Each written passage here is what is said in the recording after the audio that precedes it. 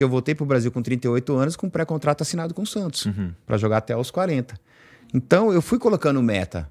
Falei, ó, com 36 anos, paro, vou curtir meus netos, curtir meus filhos e viver tranquilo. Porque, para quem morava no Jardim Irene, na periferia, simples, pobre, humilde, que não tinha nada, e que se vê com tudo isso na frente, cara, tô com a vida tranquila. E parar de jogar Eu já conversei com alguns outros jogadores de futebol e eles falam que o jogador de futebol morre 2 vezes, né? Quando para de jogar e depois quando morre pra valer, né? Cara, tem tanta coisa pra gente falar, mas vamos lá. Quando você parou de jogar, cara, como é que foi o dia seguinte? Tipo, não vou mais jogar. Acorda no dia seguinte. Como é que é isso, cara? Olha só, eu me preparei 2 anos antes para voltar pro Brasil. Em 2006, eu falei pro Galeano, pro Leonardo e pro Braida. 2008 eu vou embora. 2008 eu volto pro Brasil. Então você já prepara outro lateral. Eu até tava ajudando, pra você ter ideia, eu tava ajudando o Mila a arrumar outro lateral. Ó, eu vou indicar um lateral pra vocês, um cara que vai vir aqui, vai jogar. Fica tranquilo. 2006 eu tô vazando, hein? Tô indo pra casa, vou ficar com meus pais, não quero saber. 2007 eles nada. 2008, último jogo, Mila e Udinese, despedida, eu fiz o gol, lá. Eles me chamam na sede. Cafu, tá aqui, ó. Contratinho de mais um ano pra você. Falei, Léo, Galeano, obrigado. Estou indo embora. Eu avisei pra vocês 2 anos atrás. 2008 eu volto pro Brasil pra ficar com os meus pais. Obrigado, tô muito feliz. Com 38 anos, o Mila querer fazer um contrato comigo ainda. Cara, pra mim isso é louvável. Obrigado, mas tô indo embora. Peguei e fui embora. Eu me preparei 2 anos antes. Entendi. Porque eu já sabia que isso ia acontecer. Eu sabia que a adrenalina ia baixar, que as condições de vida ia diminuir, que não ia entrar da mesma maneira que entrava como eu estava no Mila, que eu sabia que eu poderia contar mês a mês que aquele dinheirinho já estava lá, que eu sabia que se eu ganhasse um bicho eu teria um extra, que uma propaganda outra ia entrar. Então eu já vim diminuindo o meu ritmo, porque eu sabia que isso ia diminuir um pouco mais. Então eu me preparei para isso. Mas eu me preparei também para ser palestrante. Depois eu falei, poxa, eu vou parar, eu vou viver do quê agora? Agora só vai sair? E como é que eu vou fazer para entrar? Aí eu comecei a dar ênfase nas palestras, fazer eventos, fazer ativações. Então, eu sempre fiquei ativo. Até hoje eu não parei. E tem já 16 anos que eu não jogo mais futebol. Então, a minha vida praticamente só parou dentro dos gramados, porque fora dela eu trabalho mais do que se eu estivesse jogando. Mas para um jogador normal, que não se preparou, que não faz ativação, eu vejo muita gente com depressão, sem ter o que fazer, com problemas. A gente ajuda muito os jogadores que têm problemas porque não se preparou, porque não guardou, porque não achou que isso poderia acontecer. Não é fácil você sair de uma adrenalina onde o estádio de 120 mil pessoas está te aplaudindo e no dia seguinte você sai na rua e ninguém te olha. Então você tem que ter a cabeça boa, senão você pira mesmo. Eu imagino que sim, cara, imagino que sim. E que bom que tu se preparou. Tu faz palestras agora, você falou, tu é palestrante. O tema dessas palestras vai mudando? Geralmente tu tá falando de quê? Eu falo de trabalho de equipe, falo de liderança. O foco principal é liderança, Saga Cafu, liderança. Porque eu aprendi a ser líder. Eu liderei uma seleção brasileira em 2002, eu fui capitão do Palmeiras, eu fui um capitão do Milan. Então, o meu foco é trabalho em equipe e liderança. Comprometimento, foco, determinação, o ser humano, trabalhar o ser humano, fazer eles entenderem o quanto é importante o trabalho em grupo, mas o foco é exatamente esse, é liderança. Entendi. Bom, faz todo sentido, tem tudo a ver contigo mesmo, né? Agora, Cafu, me conta o que tu sentiu, o que passou pela tua cabeça quando tu deu aquele beijinho na taça da Copa do Mundo, cara?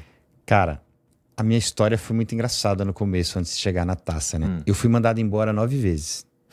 9 vezes. Por 9 vezes as pessoas falaram pra mim que eu jamais seria um jogador de futebol, que eu não tinha condições de ser jogador de futebol, que eu era feio, que eu era magro, que eu era baixo, que meu cabelo era ruim. Bom, feio eles acertaram. Essa parte aí tem muita gente que discorda, viu? Imagino que sim. Tem gente que fala assim, quem foi que falou que você é feio? Eu falo, tá vendo? Alguém falou. Então, cara, e aí, se eu tivesse parado naquele tempo, pegado meu telefone, que não tinha, né? No dia de hoje. O treinador falou que eu sou magro, que eu sou... minhas pernas é finas, não vou ser jogador. Talvez eu teria um emprego no dia seguinte. Mas não.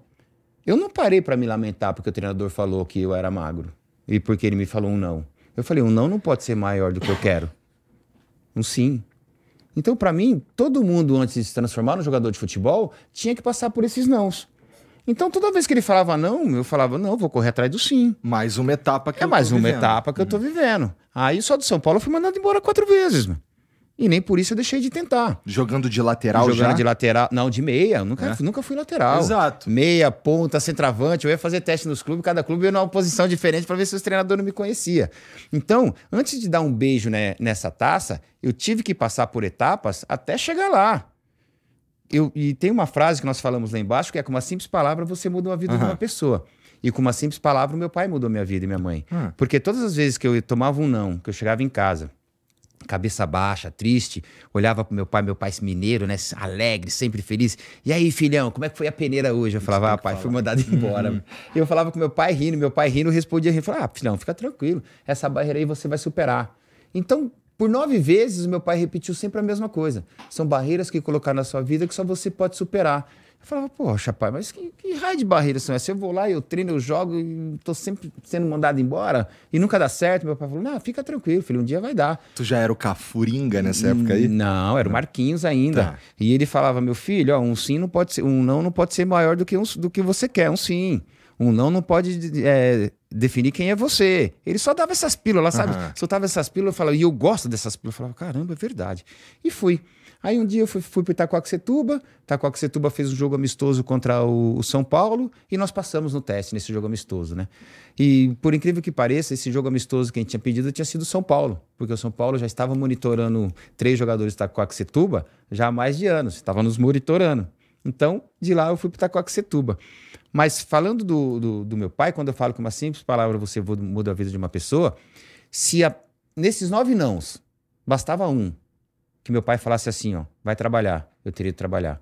Preciso de você em casa, eu teria ficado em casa. Você não vai ser jogador de futebol, eu não teria sido jogador de futebol. Desiste de tudo, eu teria desistido. Em nenhum momento meu pai duvidou da minha capacidade. E quando o São Paulo me aceitou pouca gente pode falar isso, né? E pouca gente. E quando o São Paulo me aceitou na peneira para ser jogador de São Paulo, ele me deu uma ficha de inscrição para assinar. Ó, vocês passaram na peneira, eu estou resumindo bastante a história aqui, né? Vocês passaram na peneira, eu preciso que vocês assinem essa ficha de inscrição, porque vocês são menores de idade, assina pelos pais de vocês. Cara, eu peguei essa ficha de inscrição, todo feliz, fui para casa, coloquei minha chuteirinha debaixo do braço, esperei meu pai chegar do trabalho, servidor público meu pai, trabalhou na prefeitura há mais de anos. Falei, pai, fica aí que eu preciso falar com o senhor, eu tenho uma notícia para dar para o senhor, mas eu quero esperar a mãe chegar. Meu pai falou, e aí, filhão, o que foi? O que está acontecendo? Falei, não, pai, preciso dar uma notícia pro senhor. Meu pai, filhão. Falei, pai, credibilidade é tudo, fica tranquilo. E fui pra escola, na escola todo mundo feliz da vida, Cafu, pô, você vai ser jogador, a vizinhança toda, você vai ser jogador, o bairro inteiro, você vai ser jogador. Eu falei pros meus irmãos, pelo amor de Deus, cuida da vizinha pra ela não falar pra mãe que eu vou ser jogador, porque sabe aquela mulher que fala, PVA do seu carro, hein? A conta de luz, sabia tudo. Eu falei, pelo amor de Deus, segura ela. E eu esperei minha mãe chegar. Quando minha mãe chegou, bateu na porta, eu corri para abrir a porta. Já tinha voltado da escola, meus irmãos tudo no cantinho lá, assim, escondido, né, para ver a notícia. Falei, minha mãe abriu a porta, falei, benção, mãe, Deus te abençoe, filho. Tá tudo bem, mãe? Ela, tá tudo bem, mãe. Como é que a senhora tá, mãe? Tô bem, meu filho. Minha mãe suada, uma morenona bonita, né? Meu filho, o que tá acontecendo? Preciso fazer a janta, acabei de voltar do trabalho, tô suado, tô cansado. Eu falei, eu sei, mãe, preciso falar com a senhora e com o pai junto. Aí minha mãe olhou pro meu pai olhou pra minha mãe, meu pai falou assim, minha mãe falou, ô Célio, tá tudo bem? Meu pai falou, Cleusa, não sei não, o Marco falou que ia falar comigo e com você junto, aconteceu alguma coisa. O que foi, meu filho? Falei, mãe, senta aí. Aí eu peguei a ficha de inscrição, coloquei aqui atrás, minha chuteirinha coloquei debaixo do braço, repeti a mesma cena que eu fiz 9 vezes, e eu fui até meu pai. Falei, pai, dessa vez sou eu que tenho que fazer uma pergunta pro senhor. Por quê? Que todas as vezes, as 9 vezes que eu cheguei perto do senhor e falei pro senhor que tinha sido mandado embora da peneira, que não tinha dado certo, em nenhum momento o senhor pediu para eu desistir, pediu para eu não jogar mais futebol, pediu para ajudar o senhor a trabalhar, pediu para eu ficar em casa. Em nenhum momento o senhor fez isso, pai. Por quê? Ele falou, filho, eu não sei por que você está me perguntando isso, mas uma coisa eu não tenho dúvida, de onde você pode chegar. Não tenho dúvida da sua capacidade e onde você pode chegar. Agora, eu não sei por que você está perguntando isso. Eu falei, pai, muito obrigado. Mãe, muito obrigado. Meu pai olhou para mim, obrigado por quê, filho? Uma simples palavra, o Senhor mudou minha vida, pai. Como assim, filho? Não tô entendendo. Se qualquer uma dessas vezes o Senhor tivesse falado para eu ir jogar bola, eu teria ido, não teria ido. Se em qualquer uma dessas vezes o Senhor tivesse falado se não vai dar certo, não teria dado certo. Se eu tivesse falado vai trabalhar, eu teria ido trabalhar. Olha, com uma simples palavra do Senhor, o Senhor mudou minha vida. O Senhor fez com que eu acreditasse naquilo que eu queria, que era ser um jogador de futebol. Então, ó, a barreira acaba de ser superada. Quando o Senhor assinar esse contrato e a mãe, eu vou ser um jogador de futebol. Isso é quinta, domingo eu vou jogar.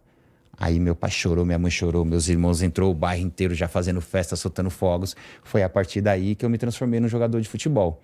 Então, Maneiro. Isso tudo eu resumi para responder a sua pergunta. Quando eu beijei aquela taça, primeiro, o púlpito. Eu vi aquele púlpito, eu falei, caramba, meu.